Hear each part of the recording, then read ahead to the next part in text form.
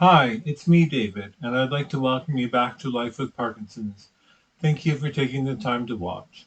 Over the last little while, I've been thinking about the sleeping problems that I've been having, and I've heard others talking about, and I've thought a lot about how they relate to many of the exercises that my neurophysio gave me a few years ago. So I thought it would be a good time to review those exercises, compare them to the sleep problems, and see what we can come up with. Maybe we can find some easy solutions. So, I'm sure a lot of you would agree that some of the main problems are sitting up, rolling over, rolling back the other way, and then actually getting out of bed. Now, I know it looks a little easier there because I'm on, but in the middle of the night, when you're trapped under a blanket, let's get under the blanket. All of a sudden this blanket becomes like 200 pounds and it's really hard to sit up in bed when your medication is really low, especially when you've taken pills to help you sleep. And then rolling over with this, what I would call light blanket, but in the middle of the night, it feels like 100 pounds. And then actually getting it off of you and rolling out of bed, which actually looks a little bit more like this.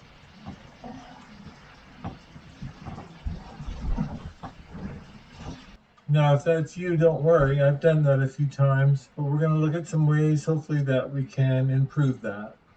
The other sleep-related issue that's been happening lately is that the toes of on my right foot will curl over, and it's extremely painful. It happens sometimes in the morning when my meds are kicking in, and it happens at night when I'm tired. I've found a few ways to deal with it. I'll show you the sleep position that I use to help alleviate it. What I do when I'm having that problem, obviously I'll turn out all the lights and then I'll lay on my stomach. Just like that. If the toes on my right foot are curling up, I'll put my right leg up. But if it was on my left leg, I would put my left leg up at 90 degrees and I would flip the other way on the pillow. And that really actually does seem to alleviate the problem in my foot. Okay, don't laugh at me, but the other way that I found to help alleviate the toe curling is to actually crawl on the floor. Don't ask me why, but it makes it go away every time, at least for a little bit. If you're finding this content helpful and interesting, I ask that you take a quick moment to hit the like button. That is the best way for this video to reach more people. Thank you. I think a lot of the toe curling problem comes from how we walk as well, and the fact that our leg muscles get really tight from the shuffling. When I'm off and I'm walking like this, I think I tend to go a little pigeon-toed, and that causes my calf muscles and my hamstrings to go rather tight. When I'm on, I try to practice walking normally to kind of try and retrain my brain, and I try to say to myself inside my head, heel to toe, and swing the correct arm with the correct leg. If I am out walking, say at the store or on the sidewalk or just down the street, and I am feeling my calf muscles and my hamstrings getting really tight, and I feel those toes starting to curl over, I'll just keep the back of my leg straight, run my hands down at least past my kneecaps so I'm getting a really good stretch. That'll kind of give me a few minutes of walking, then I'll stop again and do it, and then I'll stop again and do it. There we go, and head for home. The other one obviously is to lean against something and stretch out those calf muscles. So another way to help relieve the toe curls I've found is this handy muscle roller. If your problem is stemming from tight muscles and not your medication, I've found, oh, that's a really tight spot there. Wow. I've found that this roller can help relieve the symptoms as well. I found a lot of simple exercises that can be done at home. One of the first ones is just some simple little strap-on weights that I get at the dollar store. These are £1 each. I just put them on my feet. And then here, I've got some 4-pound weights and some 5-pound weights, and we'll do some stuff with them. The great thing about the little strap-on weights is you can just wear them around the house. When I don't get enough exercise, I find that I'm not tired enough and it's harder to go to sleep. So even if you're not going out, I just wear these around the house and it's really simple.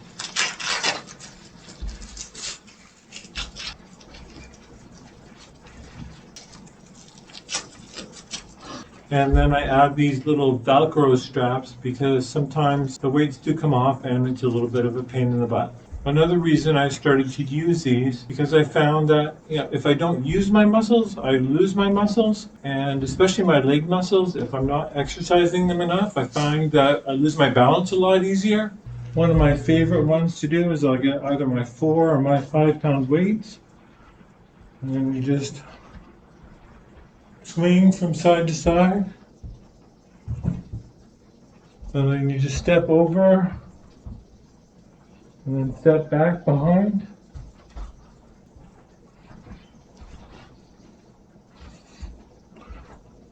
And you can get creative with your footwork if you're feeling on enough. There are a couple exercises I like to do on the ground, specifically to help movement around in the bed. I practice rolling over because we found out earlier rolling over in the bed can be really, really hard. I just get my weights and practice rolling back and forth.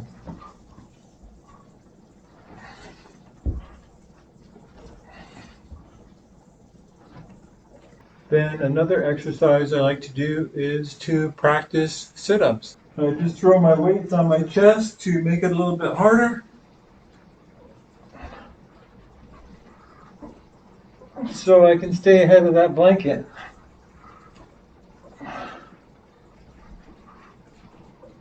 And if you're not sure if these exercises are right for you, check with your physio or another medical professional. One thing my neurophysio talked to me about was to get my resting heart rate plus 80%, so that would be around a target for me of like 125 to 130 beats per minute. And the reason behind that is when you're at that elevated heart rate for long enough, you can achieve neuroplasticity. That's where it feels like you're reversing your symptoms through exercise. I've noticed that it does help with the symptoms quite a bit. One of the things I was able to get back was not completely, was my sense of smell, at least somewhat. So everything's not neutral anymore.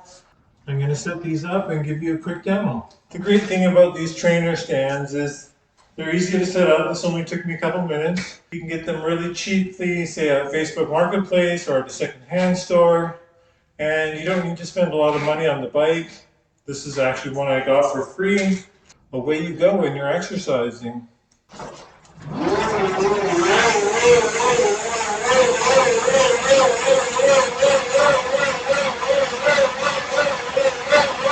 It's that easy. The nice thing about a treadmill is you can avoid all the elements outside. If you're not up to big crowds, you don't need to worry about going to the gym as well. And always make sure you're not standing on the belt before you start it, because sometimes things can go wrong. Like that. Let's try that again. What the heck? It's not working. So the problem with home electronics and treadmills is they might stop working. Hey, sweetheart. Yes? Can you call your dad? It's broken and I don't know what's wrong with it. Again? We're calling him again? Yes, again. Just call him. One of the most effective stretches that my physio gave me that helps me relax in bed at night is, you know how our shoulders kind of like sag forward over time? Just getting in a doorway and stretching your arms out, just leaning into it really helps push those shoulders out. A regular doorway will work well also. I just like this one because it's a little bit bigger for my wingspan. And I just lean into that stretch and oh my goodness, it just gets those shoulders back. There are a number of things that I do at night to help me sleep. The first would be my sleep cocktail, which is my medication. I take amitriptyline, which has a sedative component in it, and I also take clonazepam, as well as melatonin, as you remember from my supplements video, the maximum daily dose. You could also put on some relaxing music or someone reading a story. I like to put on my Bible at night. The guy who reads it, oh my goodness, his voice just knocks me out just like that. A few other tips that I found to make sleeping a little bit better for myself is try and get all the lights off as dark as possible. It makes it so much easier. I got myself a new pillow, a nice firm one. Makes a big difference to me. And then the last tip is, would you believe it, from the television show The Mentalist? You just say these numbers in your head: 1 when you breathe in, 2 when you breathe out. Just think about those numbers, 1 and 2. 1, 2, 1. But you get the idea. You'll be asleep before you know it.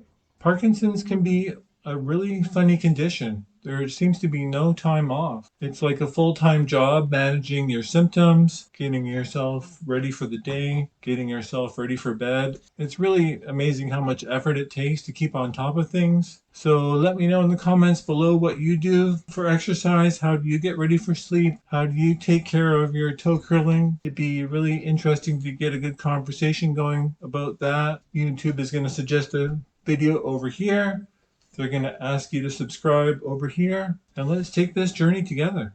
Go to sleep, go to sleep, go to sleep, dear subscriber. Night has come, and it's time for bed.